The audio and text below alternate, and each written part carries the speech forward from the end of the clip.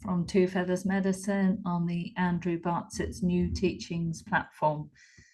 If you tuned in to our New Teachings show last Thursday with Matty, Dale and Andrew, we were looking at soul shards and how they are really given a negative connotation as shards or fragments, and that light bodies are what we would generally call the more positive sides.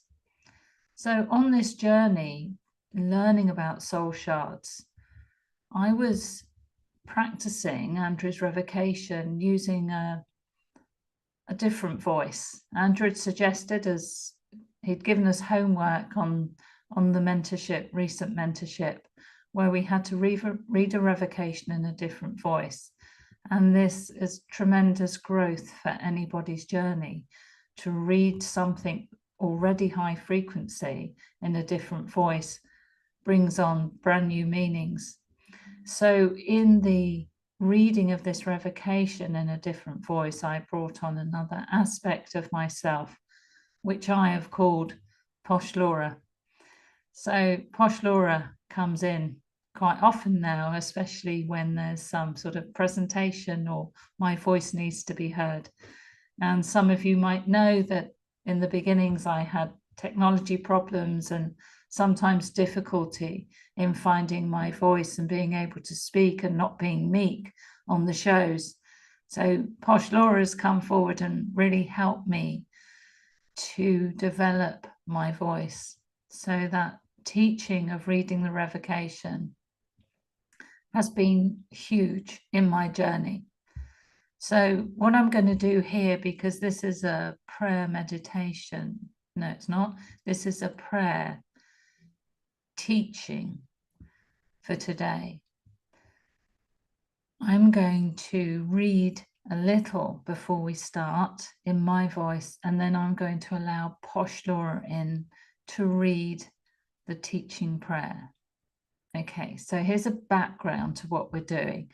We are made of fractals of light. Our holographic universe is set up so that we exist as multidimensional beings on other timelines in other dimensions, galaxies and universes, meaning that our physical body here now is actually made up of many light bodies in other realms of existence or uniworlds which overlay ours.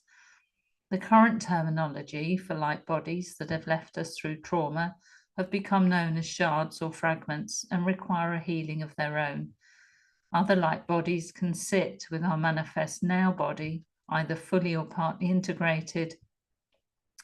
We can call these shards, but often that has a negative connotation, so calling them other aspects or our other light bodies is more fitting. These other aspects of us can communicate with us in our unawareness and awareness, and we can give them a sort of identity and a voice using inner and outer dialogue with those unconscious sides of ourselves.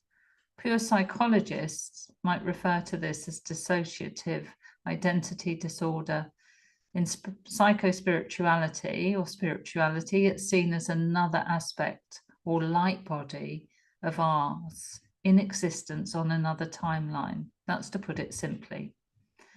So now for the teaching prayer, I'd like to invite Posh Laura to step forward and share the soul shard or the light body teaching prayer.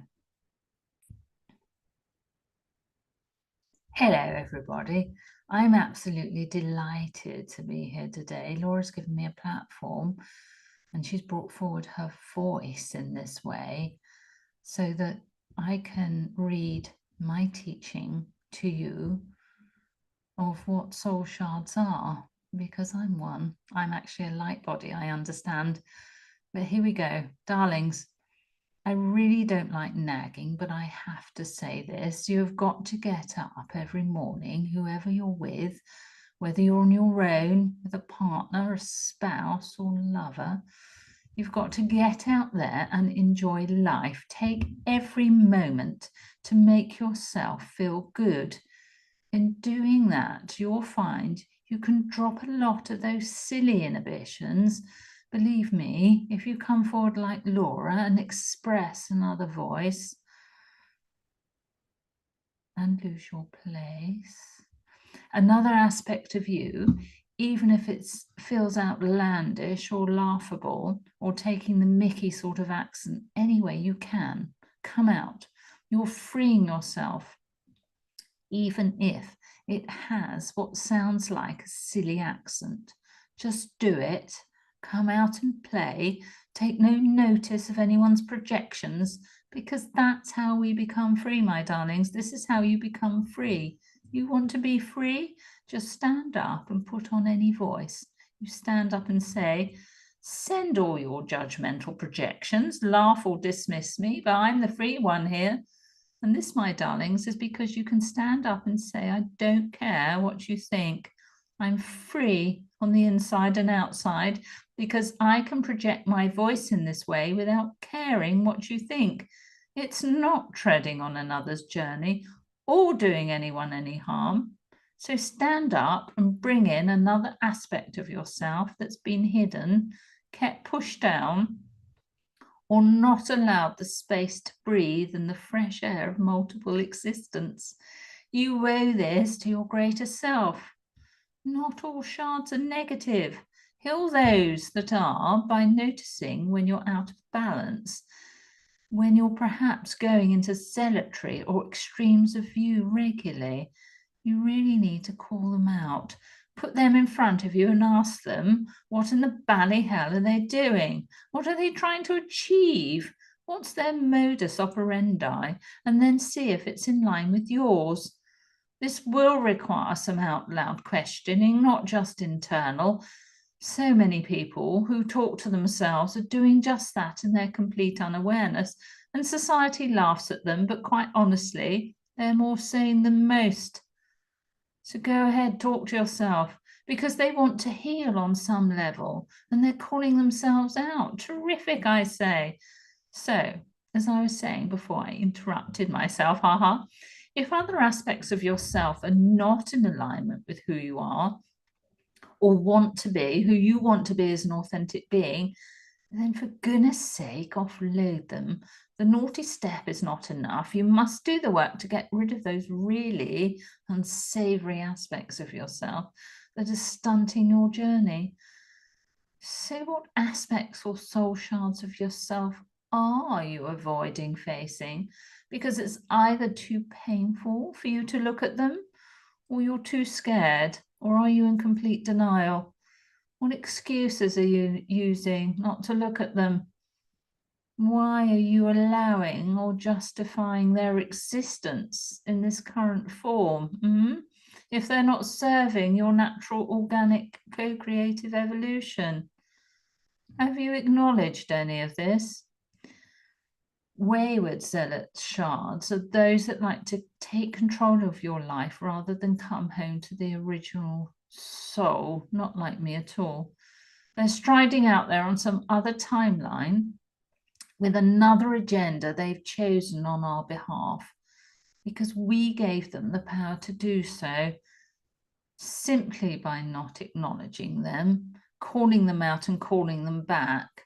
We've empowered them with that life force and gave them purpose, ammunition, and free rein to reign over our life choices, or at least allowed them to colour our perception and therefore our perspective to their hue.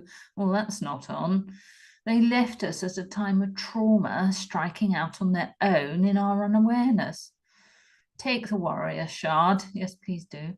Originally born out of our needs of survival, a reaction to the trauma, resentment, and perceived injustice done to ourselves and others, the desire to stand and protect, defend, and even battle in that defense. None of this is inherently wrong. It's a question of whether a shard is ready to serve our greater growth as we evolve beyond that need. Are you following me? The key to soul shards is making sure they recognize that our I am presence, our embodied soul, is the sovereign being that's manifest on earth now, and co-creation is the way forward. Hear me on this.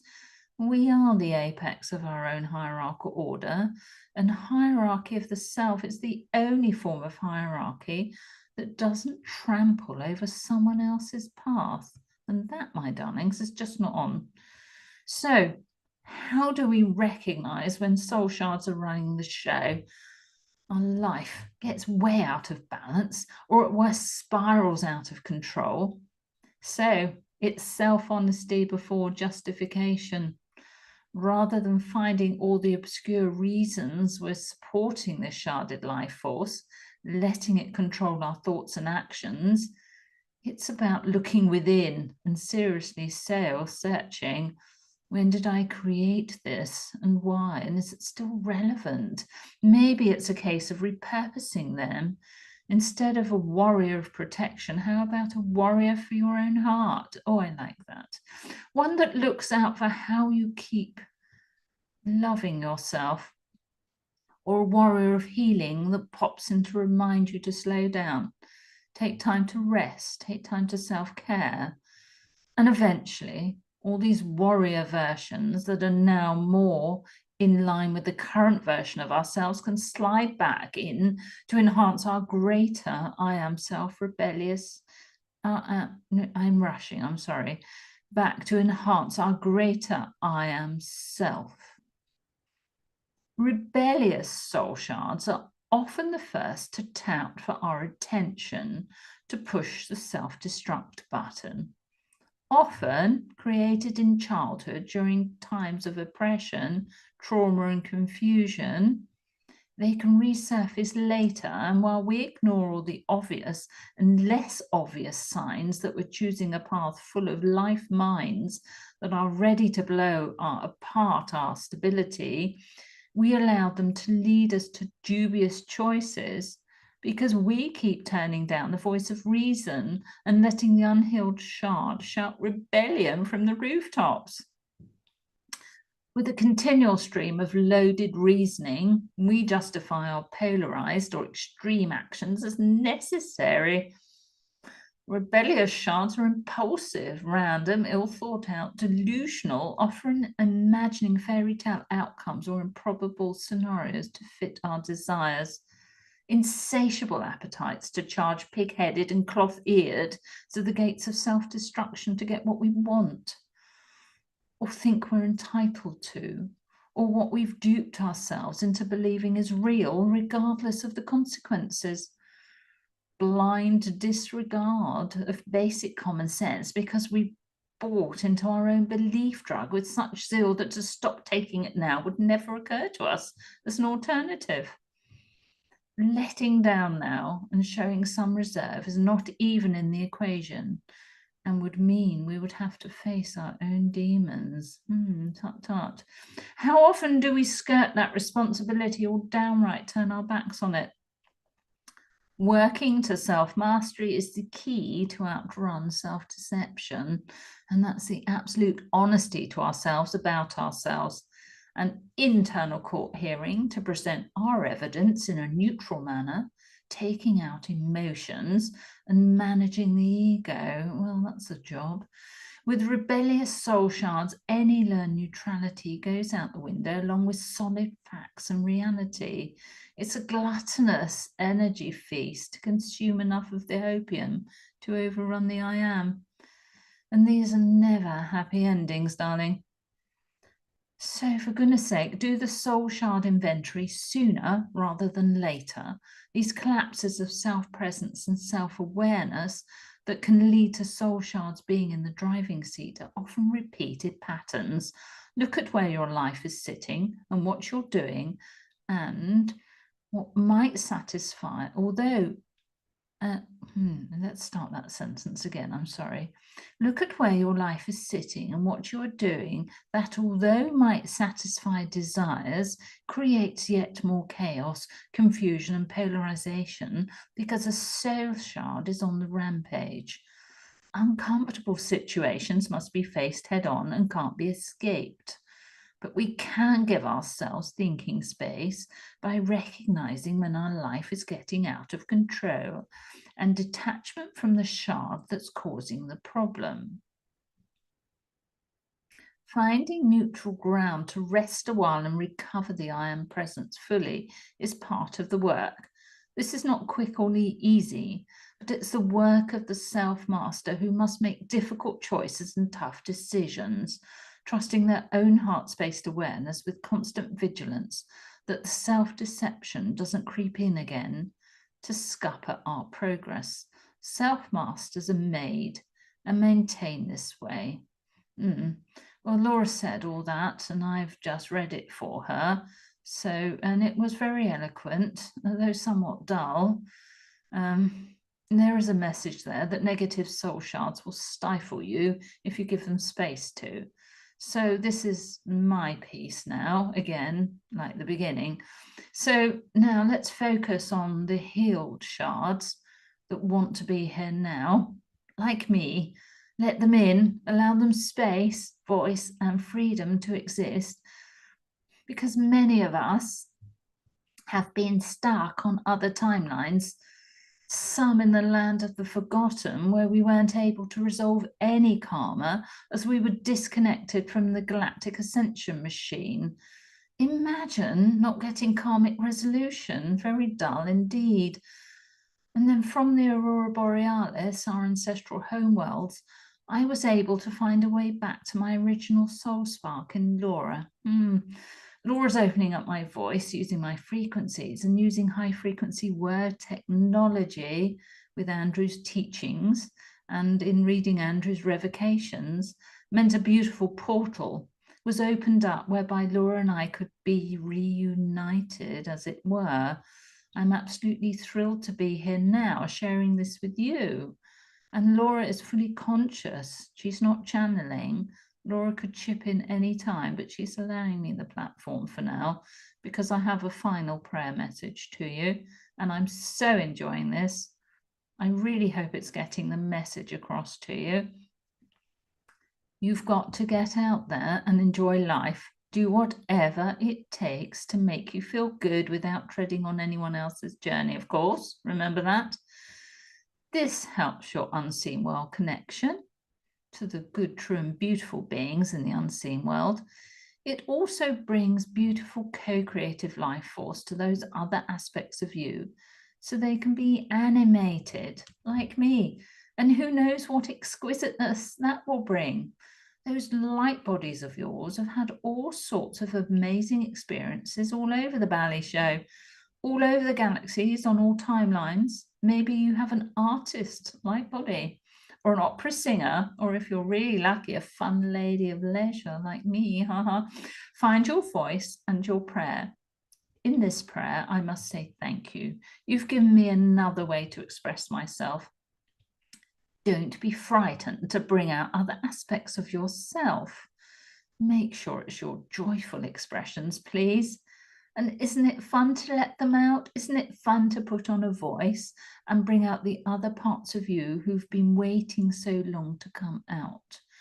So all those listening to this prayer service, are you having fun yet? Has this tickled your fancy? Or do you think it's embarrassing that someone should come on and do a silly voice? I'm not actually doing a silly voice. I am the Posh Laura that's been kept hidden. I've been kept hidden. But I am also the fun aspect of Laura that, quite frankly, darling, doesn't care what you think of me. Don't you see? That's the beauty of all of this. And in that beauty is the pure love of oneself. That's not selfish. That's so important these days, where we get so bogged down in the dramas of life. Now, I'm not saying that the dramas of life don't exist. Even me, when I lived in the 30s in my beautiful mansion with my beautiful gardens, with Howard always away at the House of Lords, I've had to entertain myself many times. Self-entertainment. I've stood in front of one of my huge mirrors in the grand hall and danced, sung, and made jokes, and had the chappies and chappesses round for tea parties, run round the garden in bare feet and jumped in the lake and hidden behind the statues and got lost in the maze and played in the woods. Many things that give us fun. But I really do have something to say to all those really stuck up people out there who think this is disrespectful to Great Mystery, Great Spirit, the universe, Source, or God. This is not disrespectful. This is to show you you have other sides to your divine self, other aspects, other shards that want to come out and be heard. We live on other timelines. Some of us are still in the land of the forgotten, which is not a gay old place, I can tell you.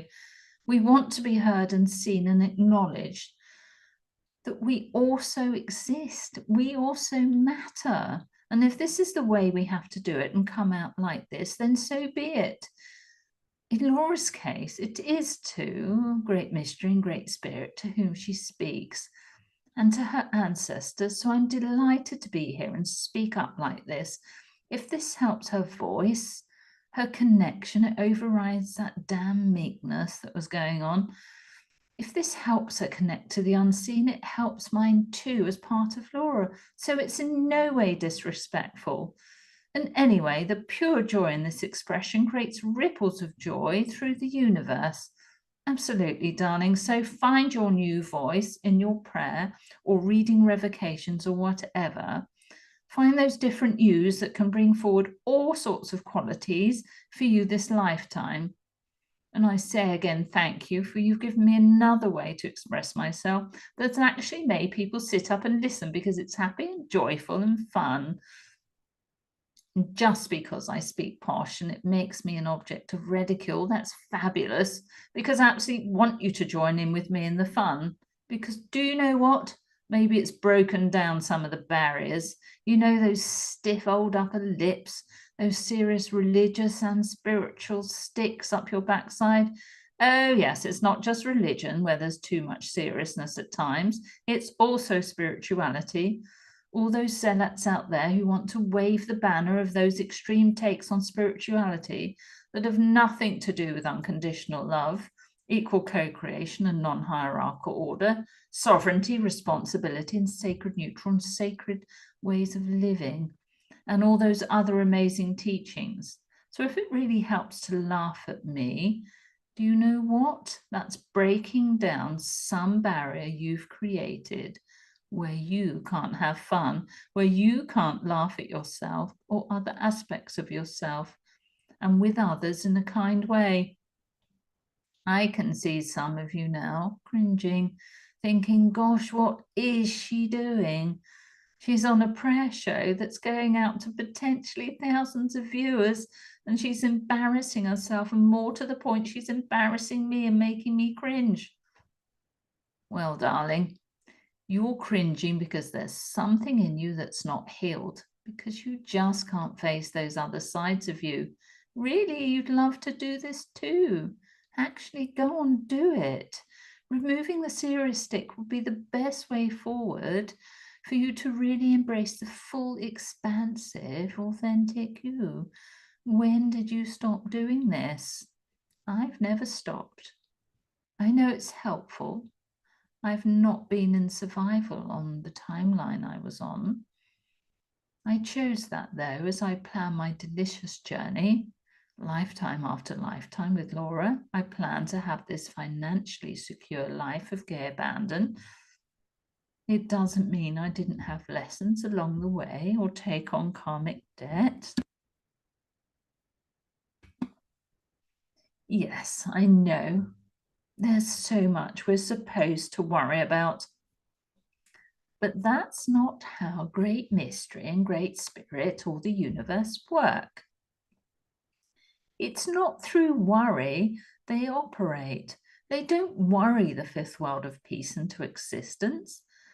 It's not through being anxious and talking about all the doom and gloom out there in the world and all the dreadful things that could happen that we heal the world. We all know there's some awful things that happen in our perspective. But do you know, do you think that by adding the miserable frequency to it, that it helps? No, not at all. Just because I have fun doesn't mean I don't operate with compassion or unconditional love either. There's so much misinformed, ill-perceived, warped thinking that if you're being somewhat silly, like we are now, that you don't care or don't have compassion. Seriousness does not own compassion. Silliness, or what you would really term fun, is sometimes how we get through the tough times. It's also how we learn to raise our frequency. And now Laura's acknowledged my existence. This might help some of you on your journey, those who want to move forward with a prayer process and be heard and be able to express your beautiful selves in other ways than you're conditioned to do so. We really are so tightly bound these days, you know, the jolly old system of domination control, which, by the way, is anything but jolly, relentlessly tries to force square pegs into round holes. But we're all unique, individually shaped beings, and we don't need their holes anyway, square or round. And I'm pretty good at digging my own holes, haha. But I can also get myself out of them, for I've taken on that responsibility. If you're listening to this, know that a prayer process works, doesn't it? We're here to raise our own game, our own level of awareness, and help others raise theirs. So all those who think it's a silly voice with no teaching basis, then just know that on some level it has raised awareness through its fun, because it's showing that you can ditch the serious stick to allow the fun to make a change, a difference. I probably sound to you what we would call incredibly stuck up, but that's just the seriousness taken to the extreme. And you'll notice I'm not stuck up at all. I have a gay old time. Now I've come in as an aspect of Laura to live in these times, and I've been given some space to share. Being in the land of the forgotten was no picnic, I tell you, although you might not live in a mansion like I did to play in. You do have a bath. Please splash around in it and have fun. Please sing in the shower. You have a bed you can jump on and pillows you can play fight with. You have all these things, so make the most of where you are in the moment. We need more humour and fun injected all over the Bally show. And be like children. They play with many other voices, easily allowing other aspects of themselves in. And we pretend we don't play, but we do. We dress up and we go to fancy dress, all the masked balls. In Laura's case, growing up, it was the vicar and tarts parties or the pajama parties. Can I put in a request for more of that, please, and dress up in whatever you like? Dressing up we did when we were little, and we do it as adults as we want to have fun. So then just add the voice. It's no different. It's dressing up with a voice instead of clothes, just like children do with funny voices. Oh, why can't you play? It's that bally old serious stick. Now listen, just go, play, roll down a hill, play tag as grown up. Can you imagine what fun? Just do all the things you used to do. Jump in the waves, sing at the top of your voice, dance, bang a drum. We need more of that. And if your body is now not as active as it was then, all the more reason to find your voice. There, I've said it all for now. So I leave you with this. Don't be fearful of bringing forth other aspects of yourself, other light bodies. Talk to them. For these other light bodies are the expressions you've been hiding. Make sure it's the joyful ones you're bringing forward so we can all share in the joy together. See you again, darlings. Signing off for now. Toodaloo. Thank you, Posh Laura. Thank you, everyone. Aho.